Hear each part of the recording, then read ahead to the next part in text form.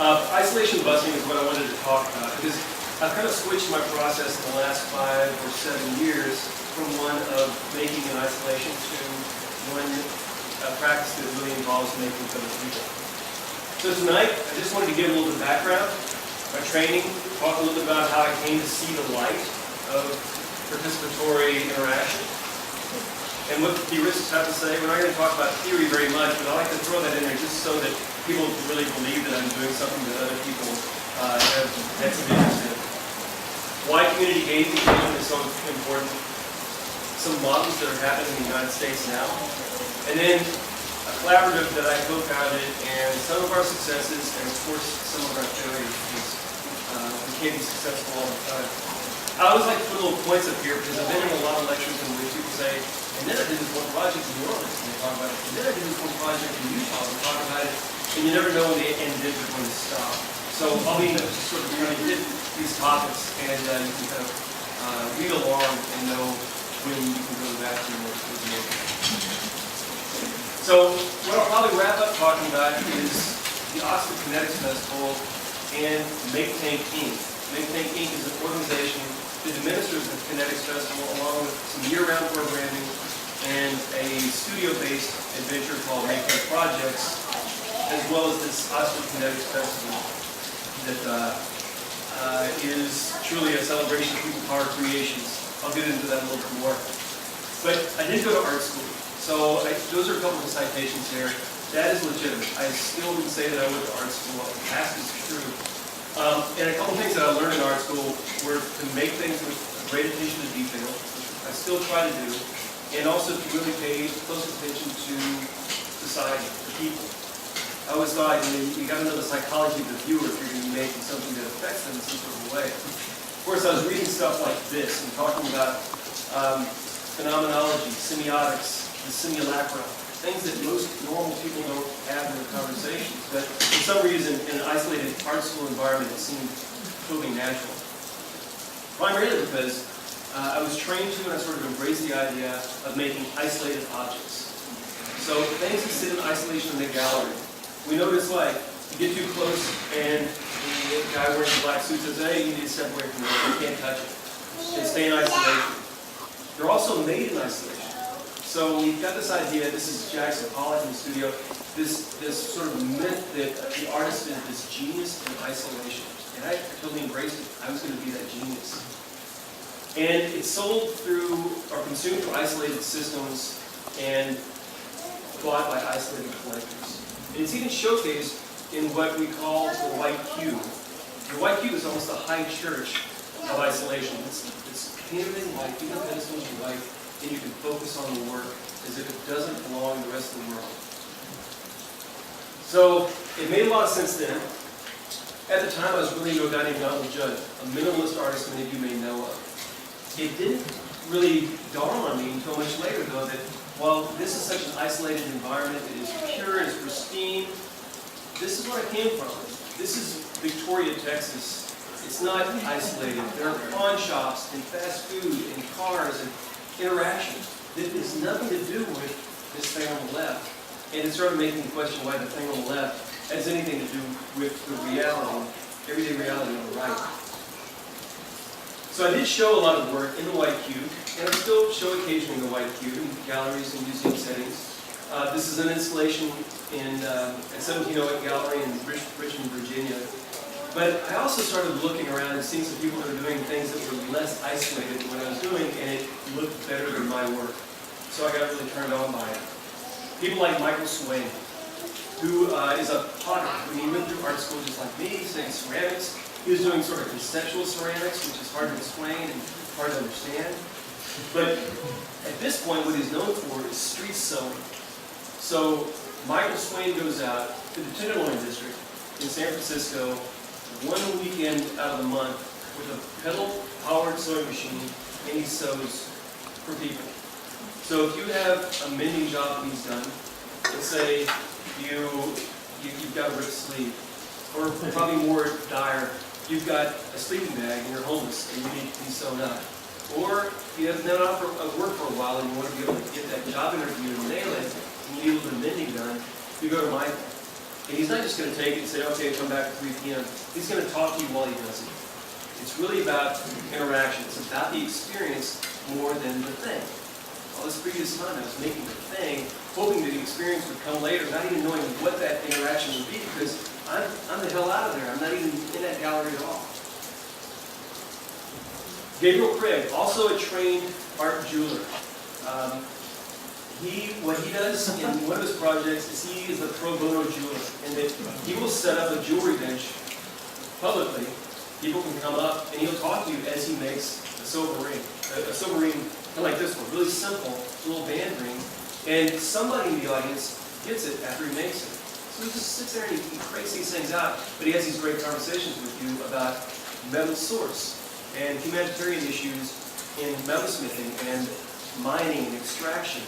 So that it's really an experience that is about the thing, not a thing that tries to mimic experience. Enemy Kitchen is one that involves food. Michael Rakowitz, who many of you may also know, because he kind of bridges between art and architecture. He's most famous for these inflatable igloo-type structures that are inflated by the exhaust vents on buildings for the homeless. So if you've ever seen what's called parasitic architecture, he's always the poster child for that. But Enemy Kitchen was something that was very different. His background is he has two parents. One is Israeli and one is Iraqi. And he makes Iraqi cuisine for people. He brings in youth and he cooks with them in the inner city and rural areas. And he makes traditional Iraqi cuisine. It's so simple. You know, it's just a guy cooking. But he has conversations with them. And they have conversations on their own. Like, why are we eating this crap? They blew up our Twin Towers. And another kid says, they didn't blow up our Twin Towers. The government blew up our Twin Towers. And so they have these interactions that are they are areas where Michael can step in and talk about culture through food.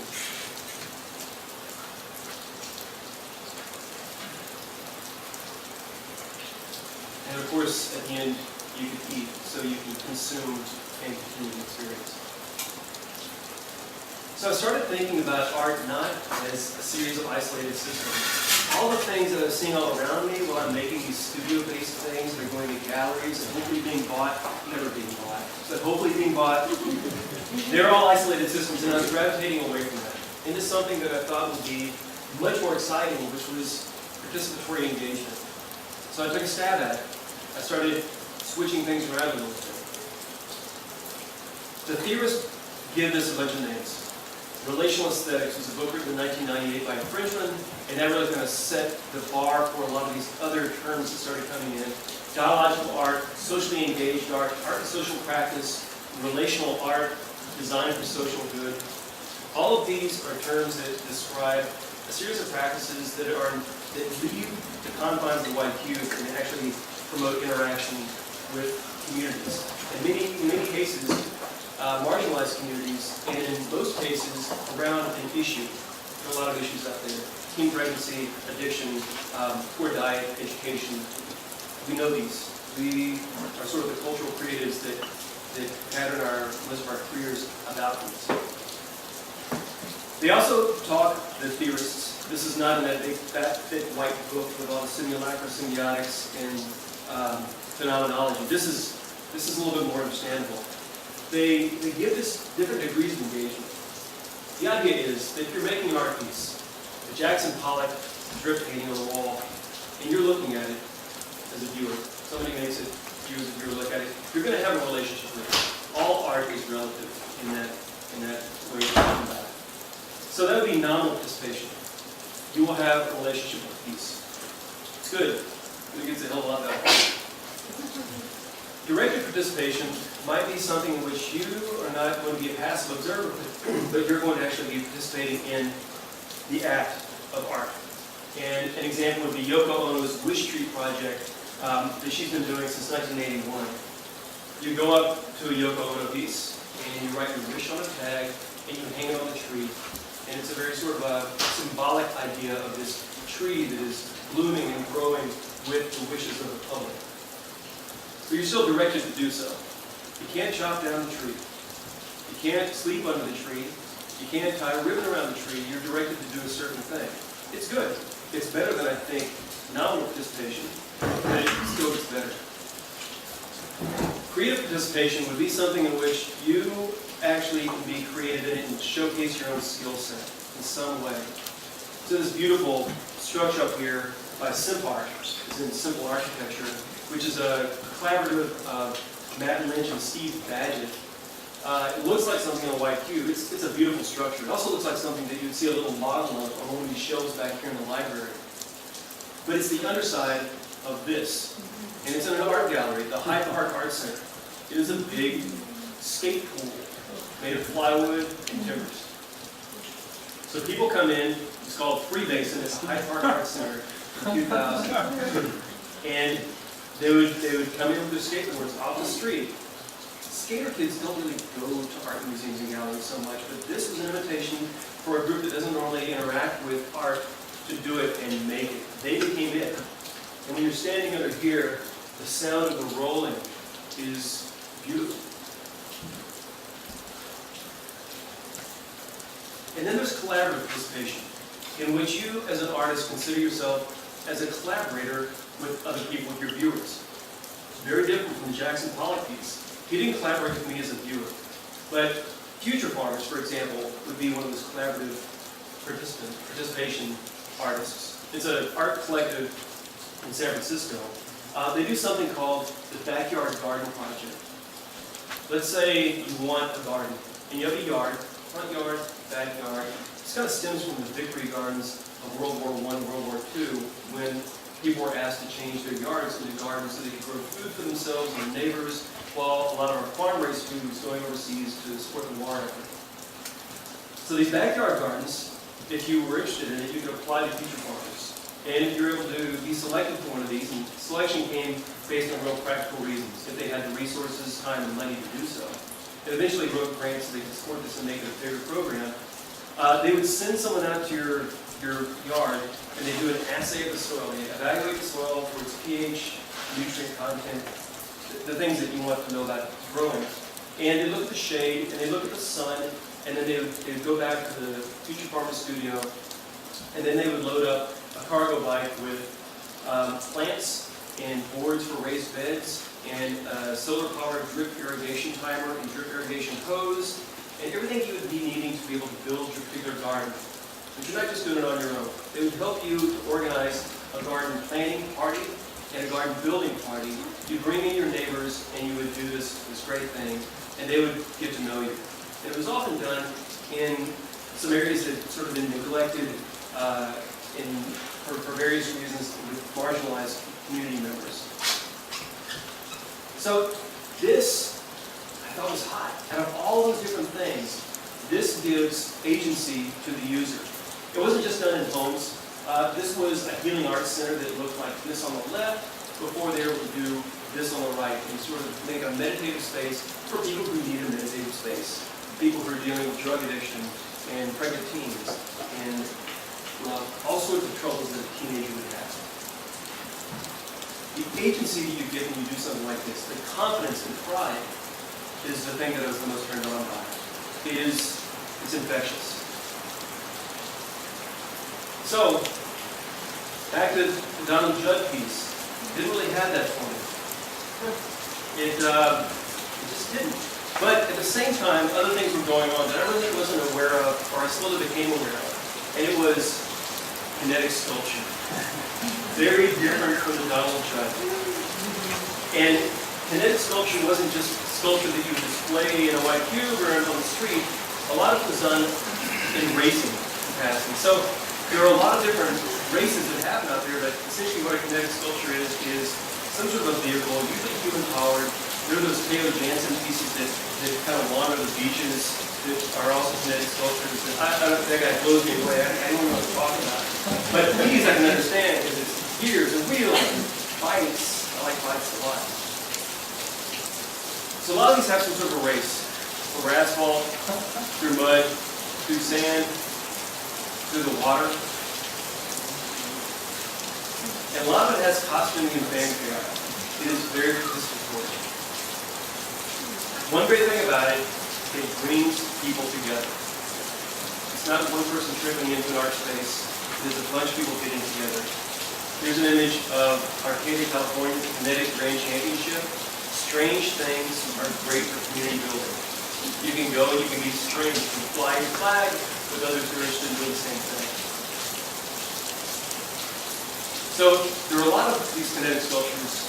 They've been around for a long time. For sculpture races and events, they've been around for a long time. In Baltimore, the kinetic sculpture race is 16 years old this year. I just participated in that.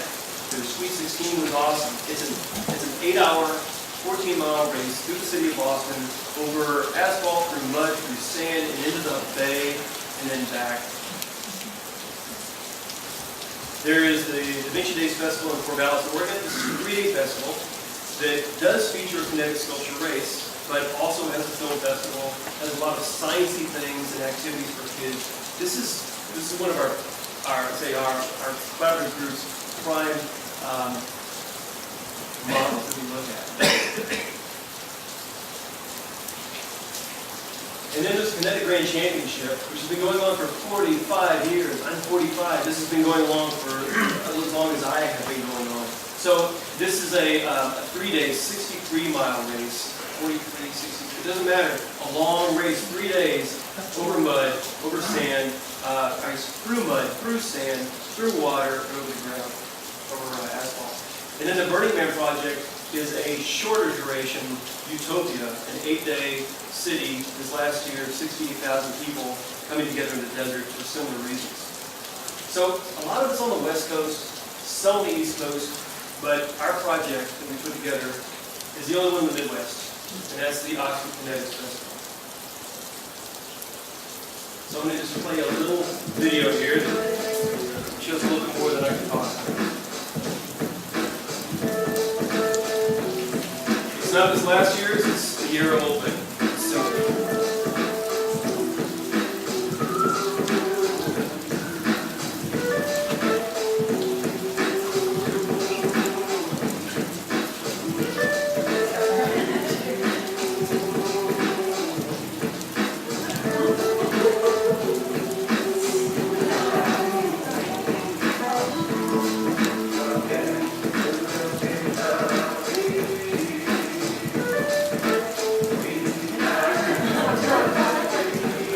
Ate a dog. They fed their dog.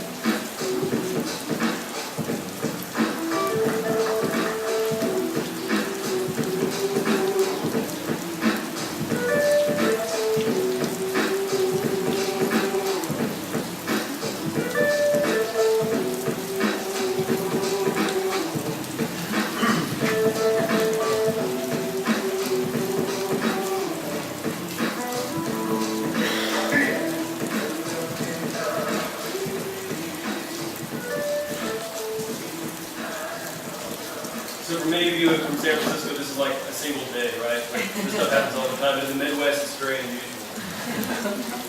We started this in 2010. We had 50 people max. That's people who were in the race and people who were actually observing. Rod swag as well, if you want to pass out. These are some temporary tattoos that are quite popular. These are some smaller OKF stickers, some coasters that we can't really use anymore because they advertise the wrong date. We still got the gearhead going on them, so they're kind of nice to pass around. If you don't get some, then make sure you come back up here until they have enough. You want to identify yourself with the OKF Nation, you got the stickers for automobiles as well. So 50 people at the first iteration, and we just thought it was awesome. We thought it was a cool thing. So the guy that started it in this big inflatable sumo suit started it, and he's like, no, I don't like keeping things going. But we decided to keep it going. So the kinetic sculpture race in 2010 and then turned into the Oxford Kinetics Festival up to the present day. So the next year we had more, and then we had more the next day, and the next year until finally this last year we had about 2,500 people. So we've increased a lot. We've had a lot more programming, and we've created a thing that is not consumptive festival. So you don't go and bring your lawn chair and buy beer from one booth and buy lasagna, buy hot dogs from another booth, and listen to music. You bring the festival to the site. So it's your job as a community member to bring this. Not everybody has to, but most people get infected and they love it and they bring something the next time. So this is the 2013, sorry, I don't have any of the more recent photos. There is a race involved. There is a kinetic sculpture race. We let kids decorate the bikes on site. A lot of kids also come in to decorate the bikes weeks leading up in some workshops that we hold. Plus people build crazy bike contraptions, tall bikes, five-wheel bikes, bikes that tumble, all kinds of things. If you can imagine it, they try to weld it together. They hurt themselves a lot in trial and error, and then they figure it all out. It's a race, but it's not from A to B. You know, we don't say go and everybody has to get there, and it's not based on speed for sure. We give everybody a passport that looks like this, and you have to go to different stations and get your passport stamped, but to do that you've got to do something ridiculous, like the chicken dance, or fire some arrows in bows that are made out of half of a bicycle rim and surgical tubing at duck targets. Or in this case, you have to get out of your bike, find a partner, and hop in. One person has to hop into a shopping cart, the other one pushes them through a serpentine course. It doesn't seem like much, but if you're in a shopping cart, it's kind of terrifying because you know that person is trying to sort of tip you and you don't know if they're going to. You get to the end and you hit this bell, which is a big oxygen tank that I cut the bottom off of, and it's loud with a Hawking hammer. You race back and you get your passport stamped, and you go to the next station. And you're essentially biking, de-biking, doing something, getting stamped, biking, get back on your bike and go to the next station for 45 minutes to an hour. And you get trophies, handmade trophies. So that's kind of the basic aspect of the Kinetics Fest. It's not just for kids. A lot of adults make things and power those around. It's all human power. No internal combustion engines, except for a couple of exceptions on the hovercrafts. It's really hard to make a bicycle-powered hovercraft. I don't know how you do it. And this is a great rickshaw attached to a bike. You saw it in the video. This teeter-totter is awesome to be on because you can teeter-tot, if that's a verb, and then you can spin at the same time by getting the giant wheels going in opposite directions. Over on the right is the tumble bike, which one of my sculpture students said he was going to put together, and I was too passive and said, yeah, sure, try it, weld it up, see what you can come up with.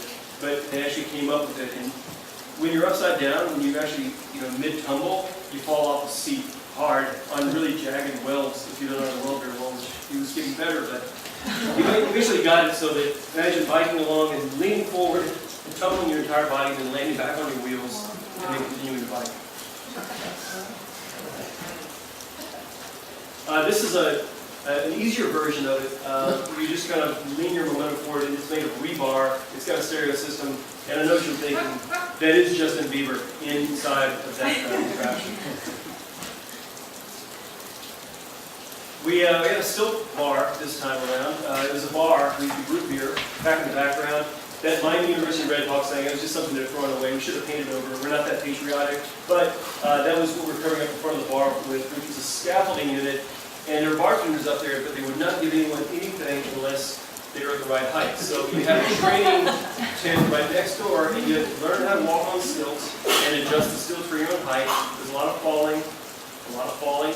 And then they would make their way to the bar, and then you'd get a glass mug, root beer, and a fake mustache, and a tattoo of a bare knuckle boxer next to it.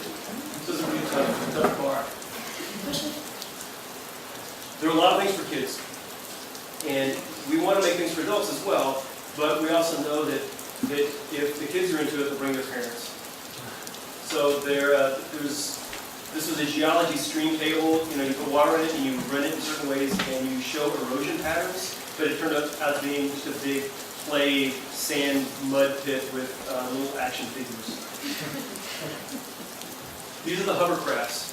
They're powered by a leaf blower, a little gas-powered leaf blower, and they were put together by the mechanical engineers at Miami University for the kids. If you've ever ridden on the hovercraft, you know what I'm talking about. If you haven't, it's a fun little ride. You just kind of get drug around while this thing keeps a nice little cushion of air for you. There are a lot of costumes. There's a lot of expression. There's a lot of creativity that is being shown outwardly. This guy here, this is a performance art group. The guy that looks like a pigeon up in the upper left-hand corner. They were running around wearing these pigeon outfits, throwing bread at people.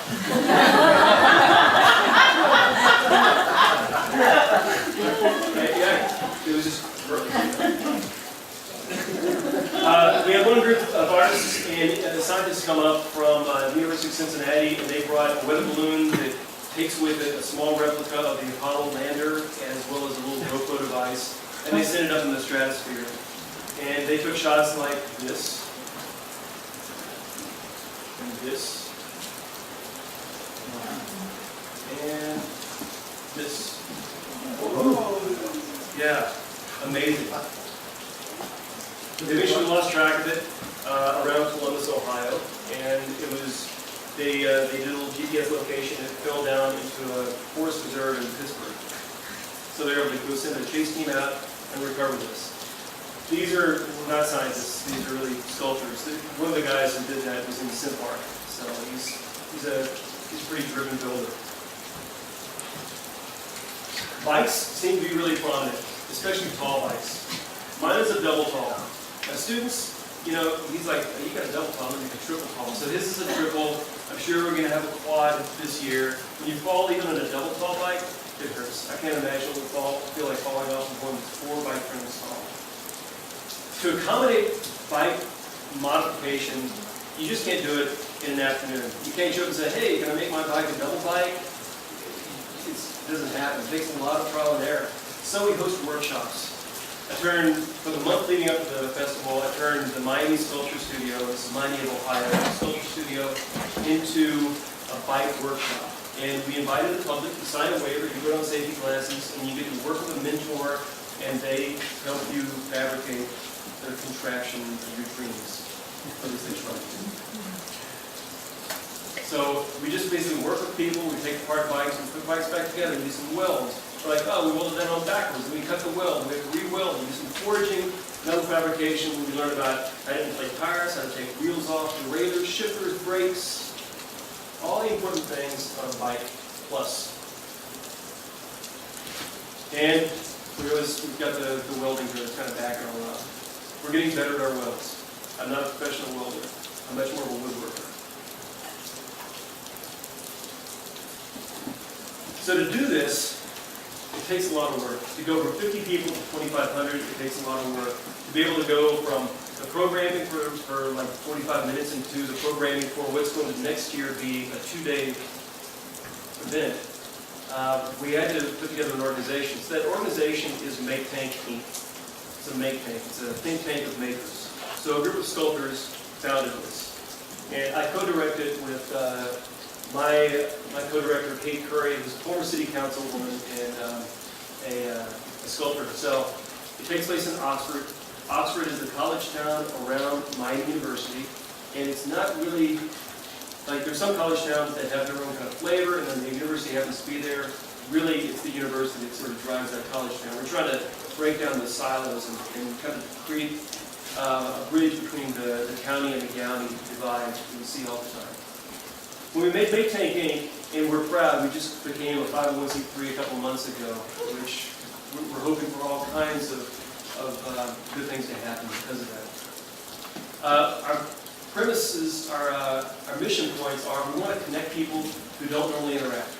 So the people who are the counties and the people in the university, or kids and seniors, or the affluent professors' kids and the kids that are not so fortunate in the outskirts and rural areas. We also want to create innovative programs for the sharing of skills. Welding, blacksmithing, glass blowing, theater, shadow puppets, sewing. And in doing that, we want to develop individuals' confidence in their own creativity.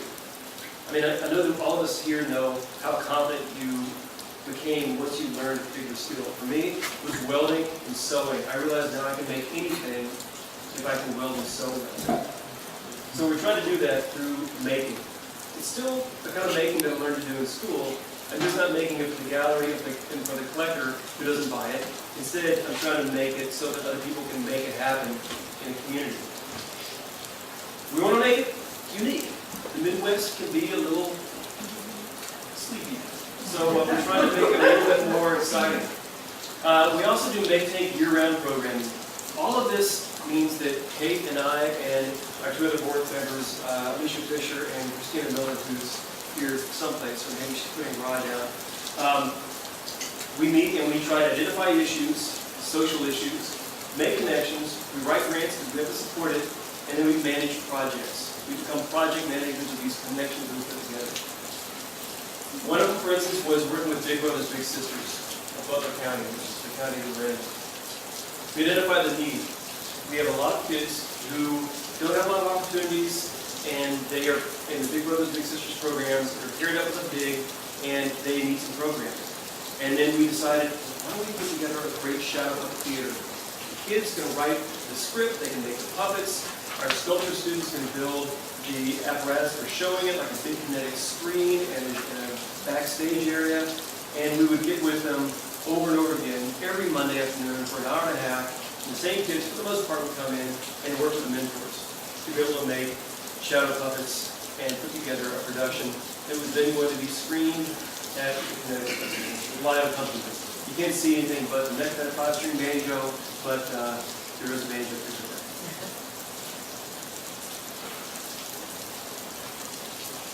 So we do have a lot of failure as well as success, but the kind of busy scene where I grew up in Victoria, Texas is not like what it looks like now in College Corner. So even though I teach at a university town, we don't like to live there because we don't want people puking in our yards and throwing bottles at our porch all the time. So we live a little bit further out, about 5 miles out in a small rural town called College Corner. We're going to be, we kind of operate out of that center to do a lot of year-round programming. So we attend maker fairs, and we do some skill sharing workshops. Maker fairs are these great examples of the maker movement where people get together, and a lot of people are doing Arduino and Raspberry Pi, kind of microprocessor type work with robotics and servos and computers, and we do things based on propellers and flight and bikes. But we show up at Maker Fair, and we kind of show people how to make things. Our educational initiative, the MAKETANK Educational Initiative, also works with a couple of movements. So we want to be educational. We want to be able to bring forth some positive change. We really appreciate science, technology, engineering, and math. A lot of you know of the STEM to STEAM movement, STEAM being the addition of art. So teaching science, technology, engineering, and math, but doing so with some sort of a non-linear art approach. One non-linear way would be not taking it as STEM to STEAM, but METS to MEETS. But it doesn't seem to have the same ring. So the rest of the world doesn't know what we're talking about. We say, yeah, we're going from METS to MEETS. The other movement that we are basing this on is the maker movement, which is one that is growing and one that is here in this room, 100%.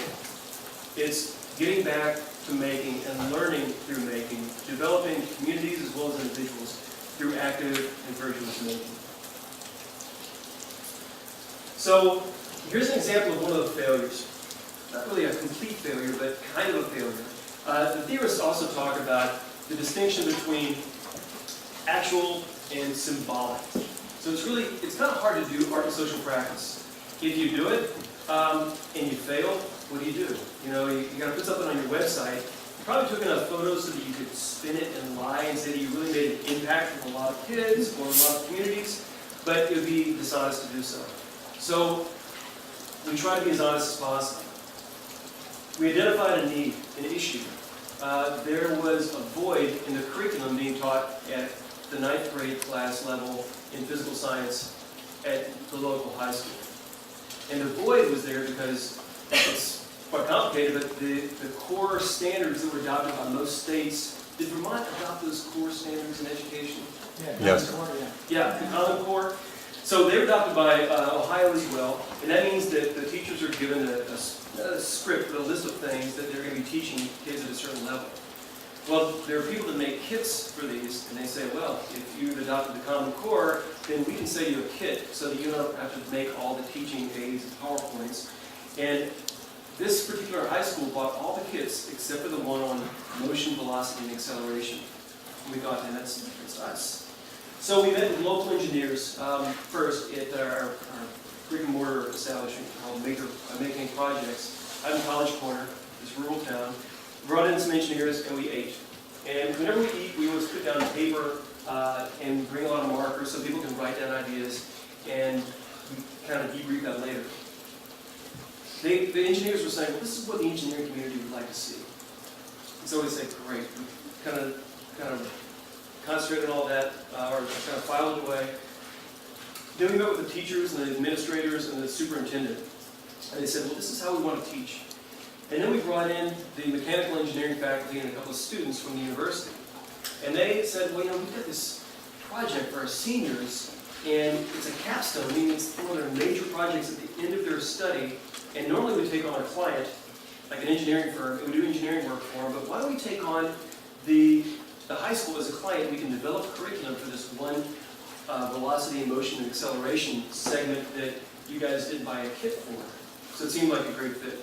So the team of 4 university students, mechanical engineering students, who were supervised by mechanical engineering professors, made content, a series of teaching modules to be given to these high school physical science teachers.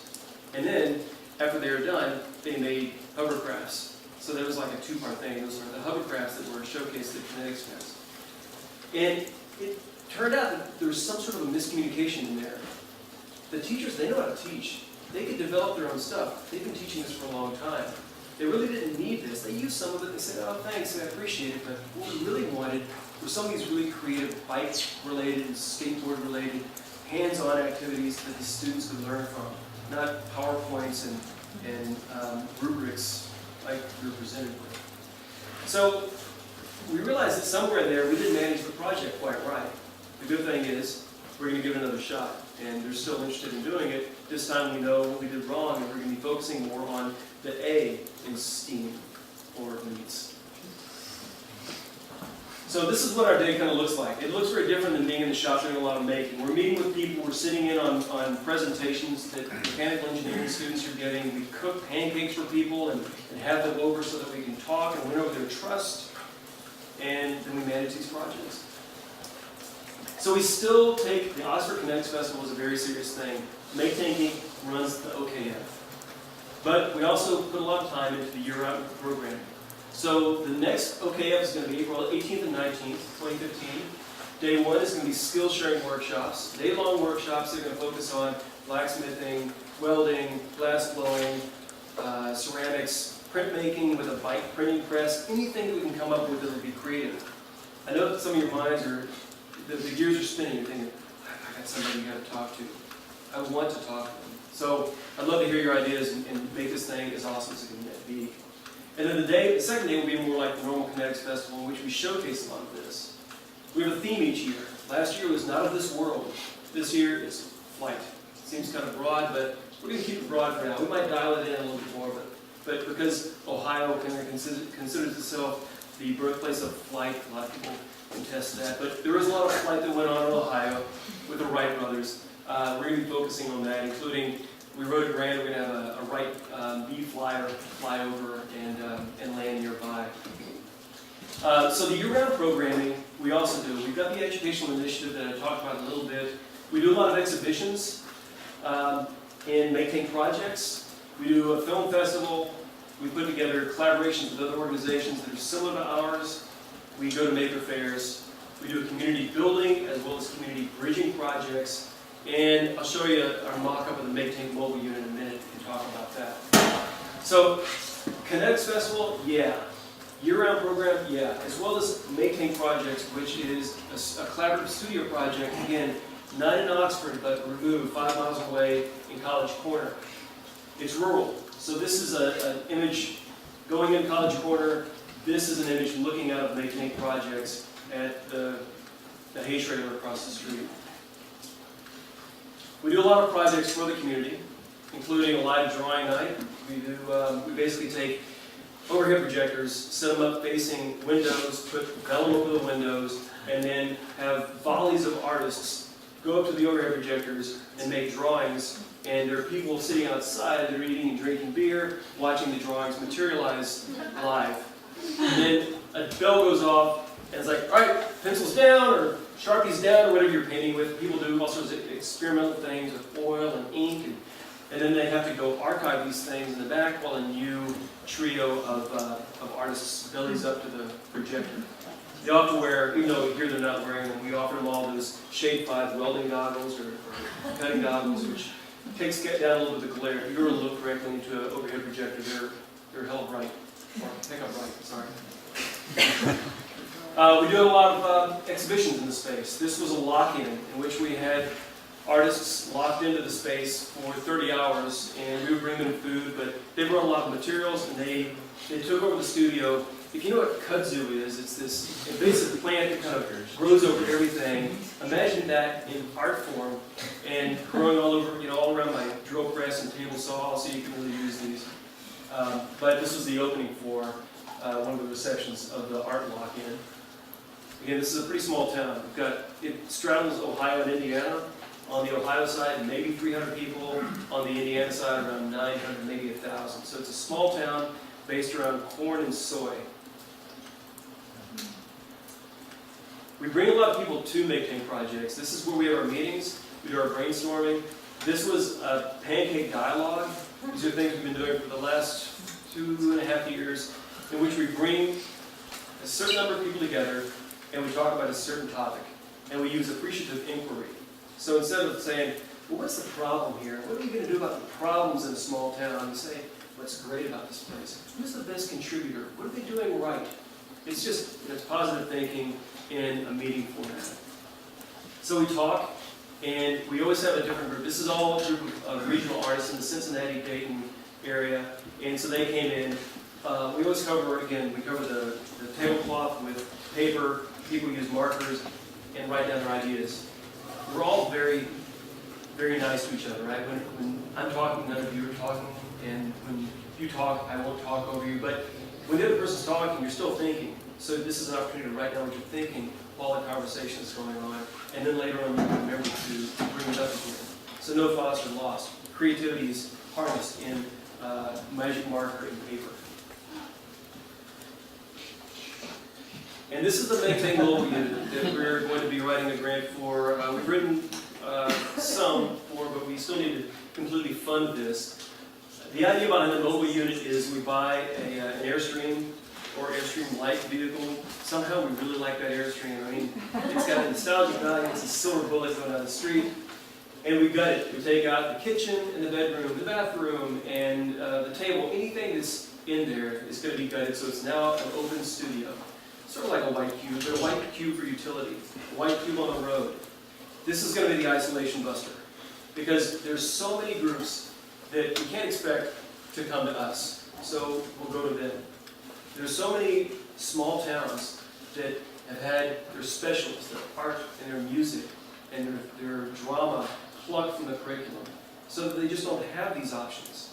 And often the kids are too poor to be shipped into like Circus Schmirkus or some sort of cool, engaging situation like that. So our idea is we're going to bring it to them. We're going to bring bike modification to them. Or maybe even bike repair to be more utilitarian. Or community garden building.